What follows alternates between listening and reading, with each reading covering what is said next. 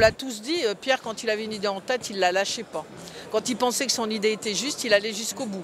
Et on finissait finalement par être convaincu. Je parle sur tous ceux qui étaient opposés à Euratech. Je ne l'étais pas évidemment, parce que depuis le début, j'avais pensé que c'était vraiment une très très belle idée. Mais personne n'avait pensé qu'on aurait un succès comme celui-là. Aujourd'hui, 4500 salariés ici. On a IBM, Cisco, Capgemini, mais aussi des start-up, une centaine qui sortent chaque année. C'est quand même extraordinaire et on est en plein dans l'économie du XXIe siècle. Voilà. C'était vraiment un visionnaire et un humaniste. Deux souvenirs majeurs. Le premier, quand on a inauguré ici, mais j'étais venu nombre de fois avec lui sur le chantier, dans ces anciennes usines textiles, et où nous avions dit tous les deux, il faut qu'il y ait les salariés qui sont partis malheureusement quand ces boîtes ont fermé et qui ont été licenciés. Et ces salariés, non seulement ils étaient là, mais ils étaient heureux de voir qu'à nouveau l'économie était là, la création d'emplois. Et pour moi, ces témoignages, je pense une femme agent de maîtrise à deux ouvriers, ce témoignage m'a beaucoup marqué.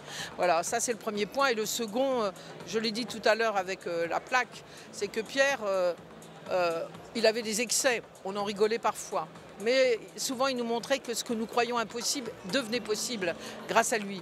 Et quand il était au dernier étage ici, il nous disait, si vous regardez bien loin, vous voyez la Silicon Valley. Voilà, ça faisait partie de ses excès, mais c'était aussi ce qu'il était. Il nous portait plus haut. Voilà, et c'est aussi cela qui fait que je voulais lui rendre hommage au-delà de la grande affection, bien évidemment, que je lui portais.